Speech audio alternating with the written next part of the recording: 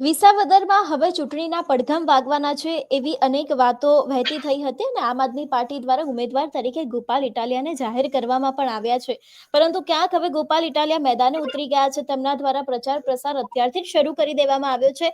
આજે આ જ વિષયને લઈને વાત કરવી છે કે વિસાવદરમાં અત્યારે હાલ કેવો માહોલ છે, આમ આદમીની પાર્ટીને લઈને લોકોની પ્રતિક્રિયા કેવી સામે આવી રહી છે, અને આ જ દરેક વિષય ઉપર વાત કરવા માટે મારી સાથે જોડાઈ ગયા છે આમ આદમી પાર્ટીના રાજુભાઈ કરપડા. રાજુભાઈ, સૌથી પહેલા તો નિર્ભય ન્યૂઝમાં તમારું સ્વાગત છે. Thank you. રાજુભાઈ, અત્યારથી આમ આદમી પાર્ટી દ્વારા ઉમેદવાર જાહેર કરી દેવામાં આવ્યા છે. સૌથી પહેલા તો પ્રચાર પ્રસાર કર્યો એ સમયે લોકોની કેવી પ્રતિક્રિયા હતી? કારણ કે વિસાવદરની આજે બેઠક છે આમ આદમી પાર્ટીનો ગઢ ગણાય છે. આની પહેલા પણ ભૂપત ભાયાણી વિજેતા બન્યા હતા 2022માં. શું કહેવા માંગો છો કે અત્યારે લોકોમાં કેવો માહોલ છે આમ આદમી પાર્ટીને લઈને? હંસિનીબેન, વિસાવદર આપે જે કહ્યું કે ગઢ, તો ખાસ કરી અને વિસાવદર છે ને એ ક્રાંતિકારીઓની ભૂમિ છે. વિસાવદર છે મજબૂત લડાયક લોકો માટેનો ગઢ છે. ગોપાલ ઇટાલિયા ત્યાં ચૂંટણી પ્રચાર ચાલુ કર્યો. મૂળ વાત એ છે કે આમ આદમી પાર્ટીના જે પ્રદેશ નેતાઓની વાત કરીએ તો સતત ગ્રાઉન્ડ પર રહેતા હોય છે. એમાં અમારા રાષ્ટ્રીય નેતા ગોપાલભાઈ ઇટાલિયાની વાત હોય તો ગોપાલભાઈ ઇટાલિયા સતત ગુજરાતના પ્રવાસોમાં હોય છે. દરેક વર્ગ માટે ગોપાલભાઈ લડતા હોય છે.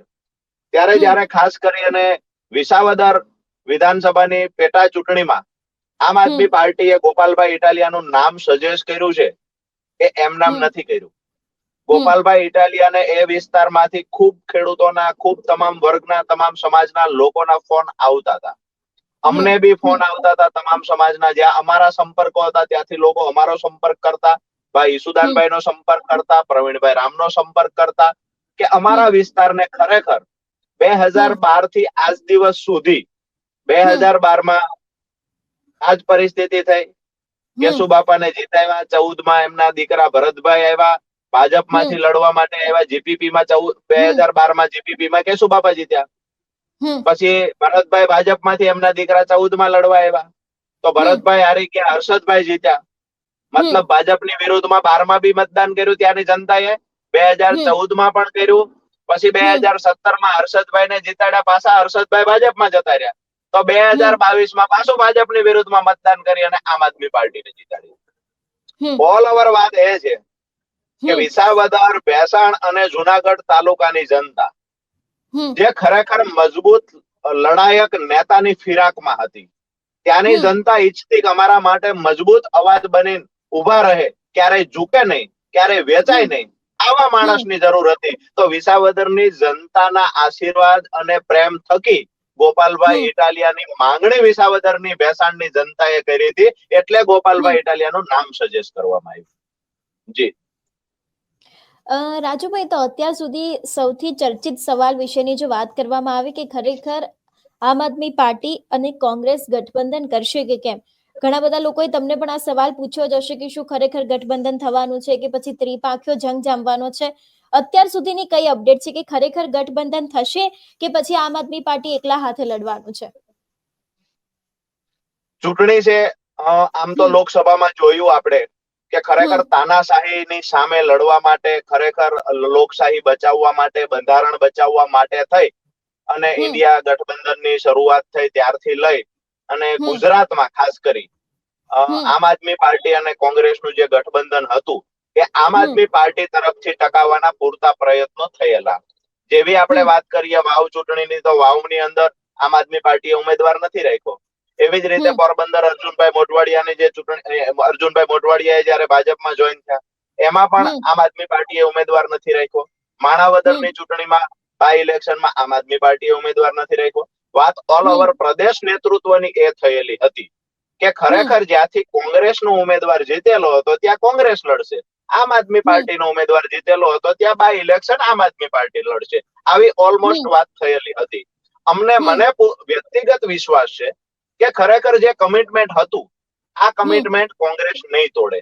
નંબર 2 કે આ વિસ્તારની અંદર જો ખરેખર ભાજપની વિરુદ્ધમાં ખરેખર કોંગ્રેસના નેતાઓના ભાજપની અગેન્સ્ટ જે ખરેખર વિચારો હોય, લોકશાહી બચાવવા માટેની લડાઈમાં સમર્થન આપવા ઈચ્છતા હોય, તો ખરેખર હું એવું ઈચ્છું છું કોંગ્રેસના નેતાઓએ પણ વિસાવદરની જનતા વતી આમ આદમી પાર્ટીને સપોર્ટ કરવો જોઈએ.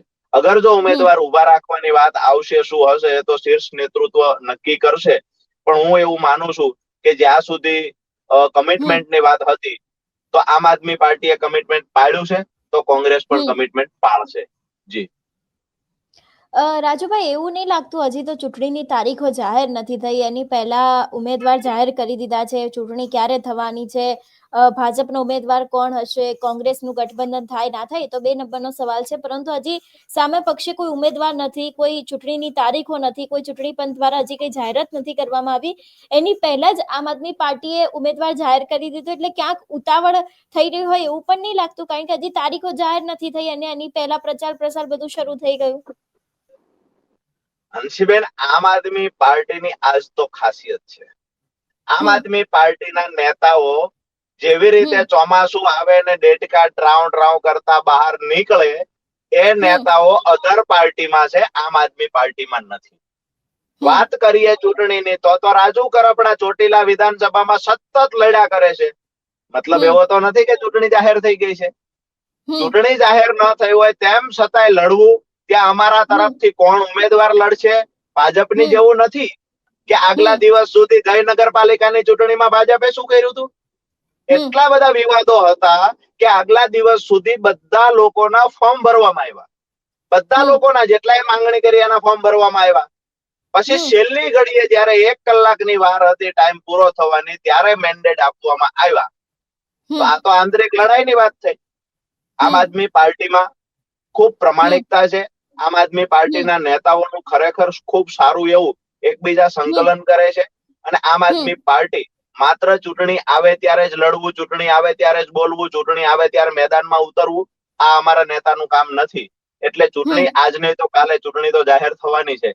અમે અમારો ઉમેદવાર જાહેર કરી દીધો છે કે વિસાવદરના ખેડૂતો માટે, વિસાવદરની દરેક વર્ગના લોકો માટે અમારો ગોપાલ ઇટાલિયા લડશે.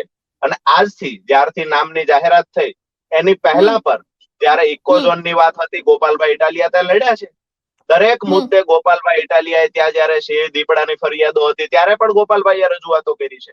તો આજે પણ જયારે નામની જાહેરાત થઈ છે ત્યારે ગોપાલભાઈએ જોરશોરથી ત્યાં પ્રચાર બી ચાલુ કર્યો છે. ત્યાં દરેક વિસ્તારની જે સમસ્યાઓ, નાની નાની સમસ્યાઓ, આમ તો જે કોમન સમસ્યાઓ છે એનું તો આપણે બધા જાણીએ છીએ, પણ જે વિસ્તાર વાઇઝ નાની નાની સમસ્યાઓ છે એનું પણ લિસ્ટ તૈયાર કરે છે. અને આવનાર સમયમાં વિસાવદરની જનતા માટે મજબૂત અવાજ બનીને વિધાનસભામાં ગર્જના કરી શકાય, આ પ્રયત્નના ભાગરૂપે ગોપાલભાઈ ઇટાલિયા ગામડે ગામડે દરેક મતદારને મળે છે. અને લોકોનો જે ઉત્સાહ છે, હું પણ 2 દિવસ ત્યાં રોકાયો છું, લોકોનો ઉત્સાહ છે એ જોઈને એવું લાગે છે કે વિસાવદરની જનતા ખરેખર ભૂતકાળમાં જેવી રીતે ભાજપની વિરુદ્ધમાં મતદાન કર્યું હતું, ક્રાંતિકારી વિચારો ધરાવતી કોઈ જનતા હોય તો વિસાવદરની જનતા છે. જેને 2012 થી આજ દિવસ સુધી વેચાઈ ગયેલાને પસંદ નથી કર્યા અને ખરીદવા વાળાને પસંદ નથી કર્યા, મજબૂતાઈથી લડવા વાળો નીડર માણસને પસંદ કર્યો છે. તો ગોપાલ ઇટાલિયા મજબૂત અને નીડર છે, ક્યારેય ઝુકાય નહીં કે ક્યારેય વેચાય નહીં એવો માણસ છે. એટલે વિસાવદરની જનતા, ભેસાણની જનતા અને જુનાગઢ તાલુકાની જનતામાં ખૂબ જ ઉત્સાહ છે. અને અમને પણ આત્મવિશ્વાસ છે કે ચૂંટણી આજ નહીં તો કાલે જાહેર તો થશે જ. ગોપાલ ઇટાલિયા જીતશે. રાજુભાઈ, બીજું એક વાત પૂછવી છે ખાસ કરીને કે ગોપાલ ઇટાલિયાનું નામ જ કેમ ઉમેદવાર તરીકે જાહેર કરવામાં આવ્યું? જુનાગઢના ઘણા બધા આમ આદમી પાર્ટીના એવા નેતાઓ છે જે લોકો પણ કદાચ આ બેઠક ઉપરથી લડી શકતા હતા, અને અત્યાર સુધી અનેક એવા નામો ચર્ચામાં આવ્યા છે, રેશમા પટેલ લઈ લો કે કોઈ પણ નામ લઈ લો, પરંતુ ગોપાલ ઇટાલિયાની પસંદગી જ કેમ કરવામાં આવી? આ એક સવાલ મારે તમને પૂછવો છે. હંસિનીબેન, એ તો એક ત્યાં સેન્સ લીધા હોય એ સિવાય ત્યાંના લોકોનો રિવ્યુ જાણ્યો હોય. બીજી વાત કે આપે જે હરીફ ઉમેદવારોની વાત કરી, અમારી પાર્ટી એવી તો નથી કે જેના ઉમેદવાર ન મળતા. અમારી પાર્ટીમાં લડવા માટે ઘણા બધા લોકો ઉત્સુક છે અને વફાદાર છે પાર્ટીને.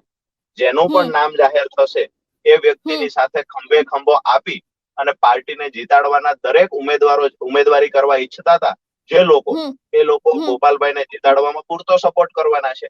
મૂળ વાત એ છે કે જેટલા બી લોકોએ ઉમેદવારી નોંધાવી છે તો દરેક ઉમેદવારનું નામ તો પાર્ટી સજેસ્ટ નહીં કરે, એક વ્યક્તિનું નામ સજેસ્ટ કરશે. તો એ વિસ્તાર માટે જયારે પાર્ટીએ ગોપાલ ઇટાલિયાનું નામ સજેસ્ટ કર્યું ત્યારે બીજા કોઈ સવાલો કરવાની જગ્યાએ એ વિસ્તારના જે અમારા ઉમેદવારો જે પોતે લડવા ઈચ્છતા હતા, આ જે ગોપાલભાઈના કાર્યક્રમોમાં સાથે છે, એ લોકો ખંભે ખંભો આપી અને ગોપાલભાઈને જીતાડવાના પ્રયત્ન કરે છે અને મજબૂત લોકો છે, એમની પણ એક અલગ ઓળખ છે અને તમામ લોકો ગોપાલભાઈને જીતાડવાના પ્રયત્ન કરે છે, ટેલિફોનિક શુભકામનાઓ પણ આપી છે ગોપાલભાઈને. તો બીજા કોઈ પ્રશ્નમાં પડ્યા વગર આ લડાઈ ગોપાલ ઇટાલિયાની નહીં, આ લડાઈ આમ આદમી પાર્ટીની છે, આ લડાઈ વિસાવદરની જનતા અને ત્યાં અમારી જે ઉમેદવારી કરી રહેલા લોકો હતા, આ તમામ લોકો પોતાની લડાઈ સમજી અને ગોપાલ ઇટાલિયાને જીતાડવા માટેના પૂરતા પ્રયત્નો કરી રહ્યા છે. રાજુભાઈ, એક છેલ્લો સવાલ પૂછીશ અને એ બાદ આ પૂરું કરીશું આપણે, કે ખાસ કરીને 2022માં આપણે જોયું હતું કે ભૂપત ભાયણી જીત્યા એ બાદ ભાજપમાં જતા રહ્યા, આની પહેલા પણ આવું કંઈક થયેલું છે. તો આ વખતે આમ આદમી પાર્ટીના નેતા જીતે તો શું આવું કઈ પક્ષ પલટો કે આવા અત્યાર સુધી આવી ઘટનાઓ બનતી આવી છે, એટલા માટે પૂછું છું આ સવાલ તમને, કે આમ આદમી પાર્ટીના જે નેતાઓ હોય છે પછી પક્ષ પલટો કરીને ભારતીય જનતા પાર્ટીમાં જોડાઈ જાય છે. જો આ વખતે કદાચ વિસાવદરની બેઠક ઉપર ગોપાલભાઈ ઇટાલિયા જીતી ગયા તો શું? બહુ મહત્વનો પ્રશ્ન આપે હંસિનીબેન પૂછ્યો છે. હું નિર્ભયના માધ્યમથી વિસાવદર, ભેસાણ અને જુનાગઢની જનતાને તો પૂરો વિશ્વાસ છે, તેમ છતાંય હું નિર્ભય ન્યૂઝના માધ્યમથી એક મેસેજ આપવા માંગુ છું કે ખરેખર જે માણસ 5 આંદોલન વખતથી ભાજપની સામે લડે છે, પોતે પોલીસની નોકરી કરતા હતા, એક પછી ક્લાર્કની નોકરી પણ છોડી સમાજ માટે લડ્યા, પછી દરેક સમાજ માટે જયારે વિદ્યાર્થીઓના પ્રશ્ન હતા ત્યારે લડ્યા, બેરોજગાર યુવાનો માટે લડ્યા. આજે તમે 5 આંદોલનની શરૂઆત થયેલી પાટીદાર અનામત આંદોલનની, ત્યારથી લઈ અને ગોપાલભાઈ ઇટાલિયા એમાં સાથે હતા. જેટલા લોકોએ ગોઠવાવું હતું એટલા લોકો ભાજપમાં ગોઠવાઈ ગયા.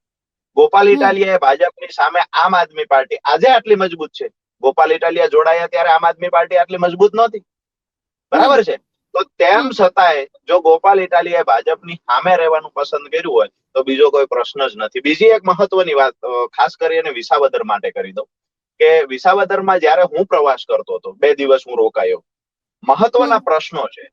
રાજનીતિ તો થશે, ઉમેદવારની હાર જીત થશે, પણ સ્થાનિક લોકોના જે પ્રશ્ન છે એને વાચા આપવાના પ્રયત્ન કરવા આ દરેક પાર્ટીના નેતાની એક નૈતિક જવાબદારી બને છે.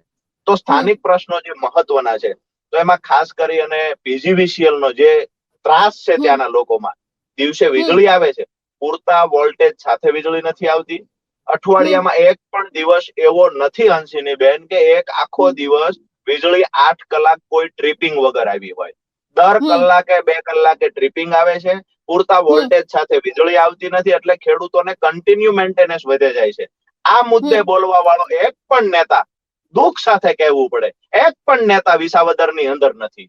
ગોપાલ ઇટાલિયા જયારે અહીંયા વિસાવદરમાં લડવા આવ્યા છે ત્યારે હું એ કહીશ કે માત્ર વિસાવદર નહીં, સૌરાષ્ટ્રના ખેડૂતો માટે એકવાર જો જીતીને જશે તો 100% સૌરાષ્ટ્રના ખેડૂતો માટે બોલશે. એ જ વિસ્તારની અંદર રોજ અને ભૂંડનો ત્રાસ છે.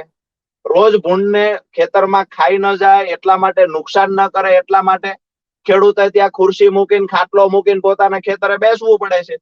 બીજી બાજુ દરેક ગામડાઓની અંદર 8-10 દીપડાઓ છે, ત્યાં સિંહ છે, એટલે પોતાના જીવના જોખમે બેસવું પડે છે. જો રોજ કે ભૂંડ, મહત્વની વાત છે કે રોજ કે ભૂંડ ખેડૂતના ખેતરમાં જો મરી જાય છે યા તો કઈ તકલીફ થાય છે તો એ ખેડૂત પર ફોરેસ્ટરો આવી થઈ જાય છે, ફોરેસ્ટના અધિકારીઓ હેરાન કરે છે. હમણાંની જ ઘટના છે થોડા દિવસ પહેલાની, ખેડૂત પોતાના ખેતરે જતા હતા, નવહથા પીરની બાજુમાં, નવહથા પીરની એક જગ્યા છે વિસાવદરની બાજુમાં, નવહથા પીરની જગ્યાની બાજુમાં જયારે ખેડૂતના ખેતરે જવા માટે ખેડૂતો નીકળેલા તો એને કહેવામાં આવ્યું કે તમે સિંહ દર્શન માટે જ આવશો, અને એ લોકોને મારકૂટ કરવામાં આવી એમની સાથે. એટલે ફોરેસ્ટના અધિકારીઓથી ખૂબ ખેડૂતો ત્રસ્ત છે. ફોરેસ્ટના અધિકારીઓ ખેડૂતને હેરાન કરે છે. પીજીવીસીએલ પૂરતા પ્રમાણમાં, પૂરતા વોલ્ટેજ સાથે ટ્રીપિંગ વગર વીજળી આપતી નથી. રોજ ભૂંડનો ત્રાસ છે. સિંચાઈનું પાણી આ વિસ્તારમાં મળતું નથી. ખેડૂતો સ્થળાંતર કરી અને મજબૂર થઈ અને સુરત, અમદાવાદ ભાગી જઈ રહ્યા છે. ત્યારે આ વિસ્તારના જે તમામ પ્રશ્નો છે એને વાચા આપવાના પૂરતા પ્રયત્નો સાથે ગોપાલભાઈ ઇટાલિયા લડશે. અને આવનાર સમયમાં હું તો દરેક પાર્ટીના નેતાને નમ્ર વિનંતી કરીશ કે સ્થાનિક મુદ્દાઓને લઈ અને ચૂંટણી લડાવી જોઈએ, નહીં કે હિન્દુ મુસ્લિમ કરીને, નહીં કે કોઈ પાર્ટીના નામથી. સ્થાનિક મુદ્દાઓ, સ્થાનિક ખેડૂતોના પ્રશ્ન, ખેત મજૂરોના જે પ્રશ્ન છે, સ્થળાંતર અટકાવી કેમ શકાય એ દિશામાં તમામ પાર્ટીઓએ આગળ આવવું જોઈએ.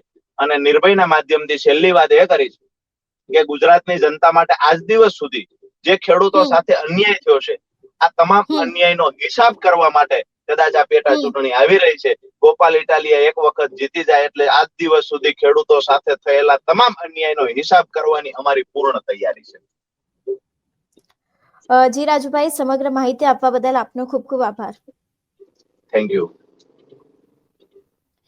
એટલે જે પ્રમાણે અત્યારે હાલ વિસાવદરમાં ચૂંટણીના પડઘમ વાગી રહ્યા છે, અનેક એવા સ્થાનિક મુદ્દાઓ પર છે જેને લઈને પણ રાજુભાઈ દ્વારા વાતચીત કરવામાં આવી, અને ખાસ કરીને જે અત્યાર સુધી કહેવામાં આવતું હતું કે જે પણ વ્યક્તિ જીતે છે પક્ષ પલટો કરીને ક્યાંક જતું રહે છે ને, એને લઈને પણ એક ખુલાસો કરવામાં આવ્યો. તમારું શું માનવું છે આ દરેક વિષયોને લઈને?